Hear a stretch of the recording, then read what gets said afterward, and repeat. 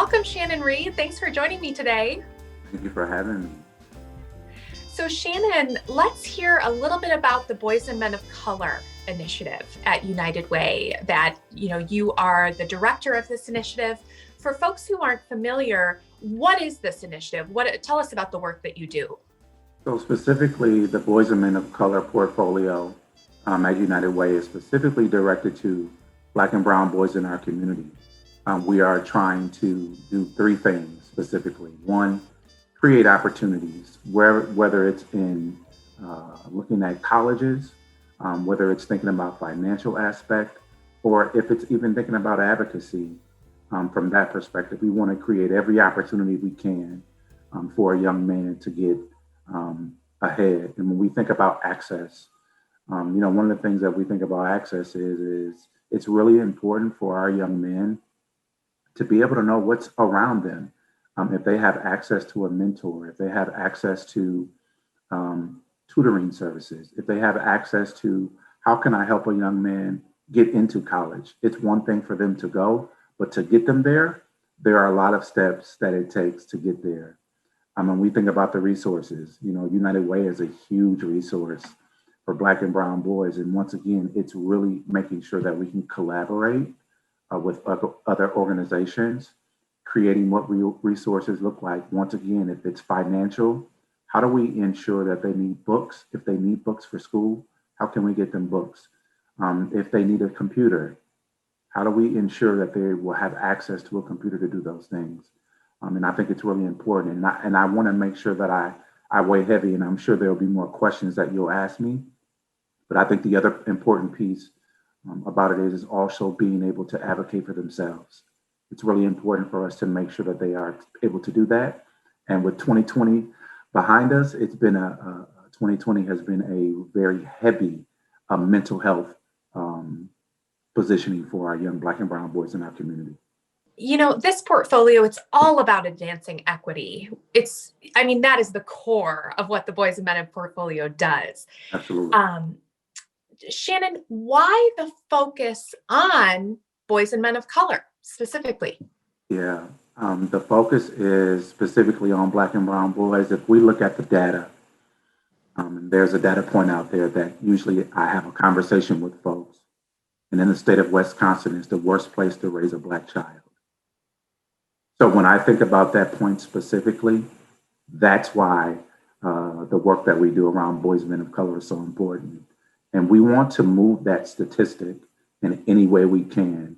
Once again, from cradle to career, when we think about how they are going to jump from one platform to the next in their life, we want to ensure that there's every moment that we can change that stat where that is, the worst place to raise a Black child. So when I think about emotional well-being, how can we make sure that they are emotionally ready? It's so important that we do that. And it takes everyone. It takes a village to raise a child. And in order for us to do that, we have to collaborate at every moment. We're not just a one-stop shop, but we collaborate importantly around what we can do for Black and Brown boys. And we'll keep doing it as we move forward and move through this initiative. Like you were saying, 2020 was a really tough year. Yeah. But you did a great job of adapting some of the programming for Boys and Men of Color to make sure that these men, young and old, could still access the resources that you provide. Talk about a highlight from 2020, something you're really proud of. One of the things I think about, we were in COVID-19, the coronavirus, one of the deadliest viruses that have happened in our country. I think about us hosting the men's seminar. That seminar is something that we do in-house, right? We have people come into our building to get the opportunity, the access and resources that they need. And that we were able to pivot, right, in this time to do it virtually was amazing. It was an amazing feat. And once again, I don't do it alone. And that we were able to bring individuals across the map to see, like Donald Driver, who talked about the necessary reasons around what employment looks like. And that being a highlight for me was just amazing. You know, in that event, you know, one of the things I talk about is how to tie a tie, and how to tie a tie is about bringing all the necessary things and basic skills around tying the tie. And that if you can learn how to tie a tie and take those necessary steps, it can get you very, very, very far. And so just thinking about those things and how 2020 and that success is what happened.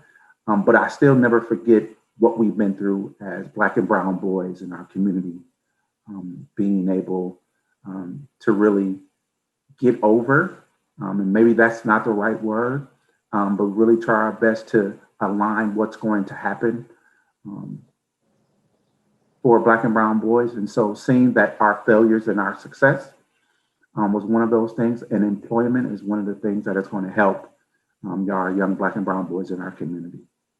So Shannon, looking towards 2021, what can we look forward to from the Boys and Men of Color initiative? Well, you know, one of the things there's so many things that are happening right now. You know, I think what's going to be the most imperative thing for 2021 is how do we take care of ourselves? That's going to be the biggest thing in 2021. Getting young Black and Brown boys to take care of themselves in any way, shape, or form. Whether it's self-care. Self-care is essential, right? That self-care is very essential. And I think if we can take care of our mental health through these processes, we can get through a lot of the other things. And so I'm going to be collaborating with many organizations this year. We're still going to do our infamous men's seminar once again.